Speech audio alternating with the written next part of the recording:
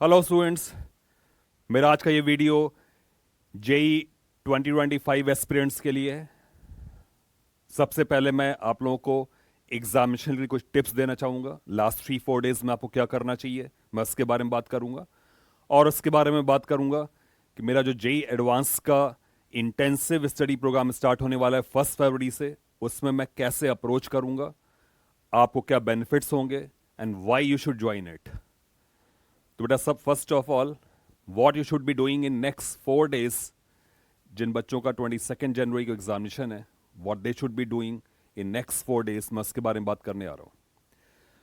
बेटा जब भी एग्जामिनेशन पास आते हैं, सबसे पहली बात आपको ये करनी चाहिए कि आपको बहुत ही रिलैक्स माइंड से आप ऐसा सोचो जैसे कि आपके पास इनफाइनाइट टाइम है।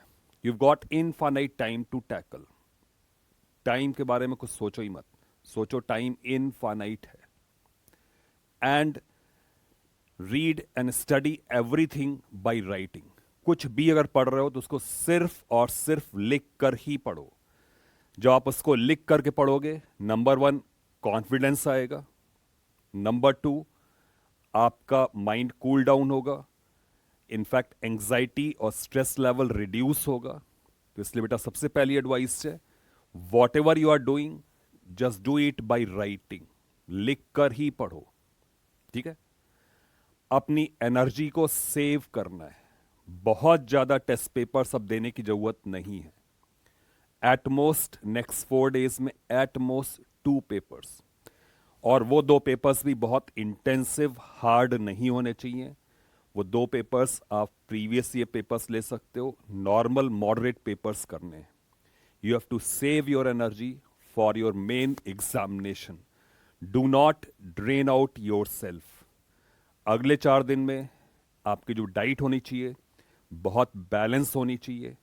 जो आपकी नींद होनी चाहिए वो 7 से 8 घंटे होनी चाहिए। आराम से रिलैक्स होके सो, आराम से रिलैक्स होके सो। इस वक्त अगर हड़बड़ी मचाओगे तो तुम्हारे अंदर एंग्जाइटी डेवलप होगी, और एंग्जाइटी डेवलप होगी तो तुम्हारी परफॉर्मेंस लेवल को वो नीचे कर देगा, ठीक है। तो बहुत रिलैक्स होके पढ़ो, फुल 7-8 आवर्स की स्लीप लो, और बहुत बैलेंस डाइट रखो। और क्योंकि इस वक्त बहुत ही इंटेंस विंटर सीजन चल रहा है, तो इसलिए अपने आप को कवर्ड अप रखो, सो दैट छोटे मोटे जो इन्फेक्शंस हैं वो तुम्हारे पास ना आ सके, ठीक है। दैट मीन्स अपना ख्याल रखना है। जितने आप स्लोली काम करोगे, जितने आप तसल्ली से काम करोगे, उतना ज़्यादा कॉन्फिडेंस आएगा, एंग्जाइटी रिमूव होगी। बेटा एक बात ध्यान रखना कि लास्ट 4 डेज में भी बाई कीपिंग योर सेल्फ काम एंड कंपोज्ड, जो मैंने बता दिया राइटिंग वर्क से होगा, आप कम से कम 15 से 20% मार्क्स अभी भी बढ़ा सकते हो। फिर नेक्स्ट बात आती है एग्जामिनेशन हॉल में व्हाट टू डू। बेटा ये सोच के जाओ कि हो सकता है पेपर टफ आ जाए, बट अगर पेपर टफ आता है तो उससे पैनिक मत हो, because it is tough for everyone, merit will be low. तो ये सोच के नहीं जाना है कि जेई मेन का जो पेपर होता है वो इजी होता है, आपको इजी पेपर मिलेगा, ऐसा नहीं है। हो सकता है पेपर आपको टफ मिले। Do not lose your cool, do not lose your cool. शुरुआत के जो 3-4 सवाल होते हैं, उन 3-4 सवालों में आप थोड़ा सा एडिशनल एक्स्ट्रा टाइम दे सकते हो। मतलब कहने का ये कि हो सकता है आपको शुरुआत के 3-4 सवाल करने में कम से कम 3 मिनट लग जाएं, तो देयर इज नो इशू। अगर आपके 4-5 सवाल 3 मिनट देने से करेक्ट हो जाते हैं, दैट मीन्स फर्स्ट 15 मिनट्स में अगर आप 5-6 सवाल सही कर लेते हो, तो आपको इतना ज़्यादा कॉन्फिडेंस देगा कि उस कॉन्फिडेंस की वजह से आपकी स्पीड ऑटोमेटिकली बढ़ जाएगी। दैट मीन्स एग्जामिनेशन हॉल में घुसते ही स्पीड पर अटैक नहीं करें। स्पीड 10-15 मिनट के बाद अपने आप आनी शुरू होगी, इसलिए डेलिबरेटली स्पीड अप नहीं करें, उससे नेगेटिव मार्किंग होने के चांसेस होते हैं। फिर बेटा एक बात ध्यान रखनी है कि जो सवाल नहीं आता है उस पर रिस्क मत लो, उस पर रिस्क मत लो। अगर तुम्हारे पास सिर्फ 2 ऑप्शंस में डाउट है तो 1-2 क्वेश्चंस में आप रिस्क ले सकते हो, बट 1-2 क्वेश्चंस ज्यादा रिस्क नहीं लेना चाहिए, उससे कोई फायदा नहीं है। हाँ, अगर आपका स्कोर बहुत हाई रहता है, आप 250 नंबर 250 नंबर के आसपास पहुंच रहे होते हो, और आपको लगता है कि एक दो क्वेश्चन आपको रिस्क लेना है so as to improve your rank, top ranks में आना है, तो मैं आपको डिस्करेज नहीं करूंगा because you have already something in your bank, but still avoid negative marking. ठीक है, तो बेटा मेन चीज यही है कि आपका माइंड कितना कूल एंड कंपोज्ड है, यही आपके लिए मेन टिप है। एक बात जरूर ध्यान रखना, अभी ही एक चेक लिस्ट बना लो कि वो कौन कौन से काम है जो तुम्हें एग्जामिनेशन से पहले करने हैं। उस चेक लिस्ट को डबल चेक कर लो, वो चेक लिस्ट थॉरली होनी चाहिए। Reach examination hall in time, पहले से पता कर लो एग्जामिनेशन हॉल कहां पर है। Reach examination hall in time. तुम अभी तक जिस तरह से पेपर करते आ रहे थे, जो तुम्हारा स्टाइल था, do not change that style. अभी जो ऑर्डर तुमने चूज किया था सब्जेक्ट्स का, do not change that order. ठीक है, तो बेटा ये मेन बातें हैं। मैं एग्जामिनेशन से पहले एक बार और आऊंगा, तुम्हारे को एक बार और कुछ टिप्स देने की कोशिश करूंगा। अभी के लिए मेन बात है, आराम से सो, तसल्ली से सो, रिलैक्स रहो, रिलैक्स रहो, और खूब लिखो। जितना लिखोगे बेटा, सिर्फ लिख करके मैं तो बता रहा हूं, तुम्हारे 10 से 15% नंबर अपने आप बढ़ जाएंगे। 10-15% नंबर तुम्हारे बढ़ सकते हैं एग्जामिनेशन हॉल में कूल रह करके। मीन्स अभी भी तुम्हारे पास एक गैप है, कम से कम 20% का इंप्रूवमेंट अभी 4 दिन में किया जा सकता है, जस्ट बाई रिमेनिंग कूल। आप कूल रहोगे तो आपका मेमोरी भी आपका साथ देगा। तो अभी मेन टिप ये है, you should remain cool in next 4 days. अब बेटा मैं नेक्स्ट पॉइंट पर आता हूं।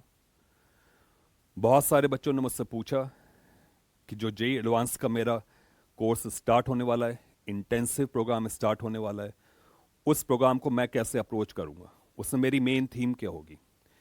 क्या जो बच्चों का 70-75% सिलेबस ही कंप्लीट है, क्या वो भी उसको ज्वाइन कर सकते हैं? Answer is yes. जिन बच्चों का भी 60% 70% सिलेबस भी कंप्लीट है जेई मेन वन में, वो भी उसको ज्वाइन कर सकते हैं। क्या उनका बचा हुआ सिलेबस में पूरा हो जाएगा? डेफिनेटली थ्योरी के थ्रू पूरा नहीं होगा, but through illustrations and through practice वो उसको कवर अप कर ले आएंगे। क्या एवरेज बच्चा इसको ज्वाइन कर सकता है? Answer is yes. इसको एवरेज बच्चा भी ज्वाइन कर सकता है, इसको इसको टॉप रैंकर्स भी ज्वाइन कर सकता है, इसको कोई भी ज्वाइन कर सकता है, बिकॉज इसमें जो भी न्यूमेरिकल्स दिए जाएंगे वो बहुत थॉरली डिस्कस किए जाएंगे। अब मैं आपको बता दूं कि मैं इसमें कैसे अप्रोच करूंगा। इस कोर्स में मैं थ्रू इलस्ट्रेशंस, मैं थ्योरी नहीं पढ़ाऊंगा, बहुत ही मिनिमम थ्योरी होगी। जो क्रिटिकल थ्योरी होती, क्रिटिकल का मतलब कुछ कुछ ऐसे थ्योरी के कॉम्पोनेंट्स होते हैं जो जेई मेन के लिए नहीं पढ़ाए जाते, तो वो थ्योरी के कॉम्पोनेंट्स जो जेई मेन के लिए नहीं पढ़ाए जाते, उन कॉम्पोनेंट्स को मैं इसमें डिस्कस करूंगा। थ्योरी के वो एडवांस कॉन्सेप्ट्स बताए जाएंगे, but entire concept through illustrations पहले कवर होंगे। मैं बहुत अच्छे, बहुत पावरफुल, बहुत स्ट्रांग और वाइड रेंजिंग इलस्ट्रेशंस कराऊंगा। दैट मीन्स मेरा हर एक क्लास फुल ऑफ इलस्ट्रेशंस होगा। उसके बाद मैं होमवर्क दूंगा, उस होमवर्क का बहुत थॉरो डिस्कशन होगा। इसके अलावा रेगुलर टेस्ट होंगे। टेस्ट की फ्रीक्वेंसी कोर्स जब आप ज्वाइन करेंगे तो आपको पहले से बता दी जाएगी। बहुत ही रेगुलर टेस्ट होंगे, बहुत ही फ्रीक्वेंट टेस्ट होंगे, and every test will be discussed. That means ये पूरा course test, discussion, assignment, discussion इस पर बेस्ड होगा। एंड थ्रू इलस्ट्रेशंस मैं पूरा चैप्टर कवर कर दूंगा। मैं ऐसे इलस्ट्रेशंस लूंगा जिनको करने के बाद आपका ऑटोमेटिकली पूरा चैप्टर, पूरा थॉरली पूरा चैप्टर कवर हो जाए। बेटा जो भी बच्चा जेई मेन दे के आ रहा है, उसने थ्योरी पहले से ही पढ़ रखी है, उसको बेसिक थ्योरी पहले से ही आती है। उसमें उस थ्योरी में जो एडवांसमेंट होता है, दैट इज थ्रू इलस्ट्रेशंस, और वो मैं आपको बहुत भरपूर कराऊंगा।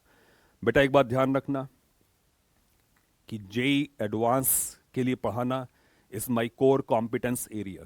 मैं पूरी जिंदगी भर जेई एडवांस के लिए ही पढ़ाता आया हूं, और वही मेरा मेन फोर्टे है, वही मेरा मेन मेन चीज मेरा वही है। ठीक है, तो ये प्रोग्राम के लिए मैं बहुत ही एक्साइटिंगली वेट कर रहा हूं, बहुत ही एक्साइटिंगली वेट कर रहा हूं, और मैं अपना बेस्ट इसमें देने वाला हूं। बहुत ही वाइड रेंजिंग सवाल दूंगा आपको मैं, और मैं आपको बहुत कैटेगोरिकली पूरे कॉन्फिडेंस के साथ बोल रहा हूं, पूरा एश्योरेंस दे रहा हूं कि इससे ज़्यादा पावरफुल पैकेज पूरे इंडिया में किसी भी लेवल पे कहीं पे भी अवेलेबल नहीं होगा। मैं पूरे पूरे कमांड से बोल रहा हूं कि जिस लेवल के प्रॉब्लम्स, जिस लेवल के कॉन्सेप्ट्स इसमें डिस्कस किए जाएंगे, वो पैन इंडिया किसी भी कोचिंग के किसी भी स्टार बैच के मैच करता हुआ 100% होगा। तो बेटा अब आप जेई मेन को पूरे मन ला के अप्रोच करो, और उसके बाद कॉन्फिडेंटली मेरा जेई एडवांस का इंटेंसिव प्रोग्राम ज्वाइन करना। आपको बहुत ही एडवांटेज मिलेगा, आपको बहुत फायदा मिलेगा। तो स्टूडेंट्स, बहुत जल्दी फिर मिलते हैं with new tips. Thank you everyone.